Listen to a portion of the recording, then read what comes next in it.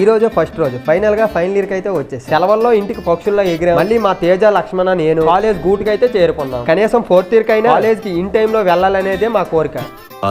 College కి వెళ్ళమంటే సరిగ్గా వెళ్ళం, కానీ ఆ అటెండెన్స్ మాత్రం మాటికి చెక్ చేసుకుంటాం. ఇంకా మా తేజ గారికి సెకండ్ ఇయర్ నుంచి చెప్తాను షూస్ వేయరా అని. అయినా సరే వింటాడా విండు. అందుకని సార్ అయితే కింద చెప్పులు ఇప్పేశారు. ఎంత ట్రై చేసినా క్లాస్ టైం కి అయితే రాలేకపోయాం. అందుకని మా బాలాజీ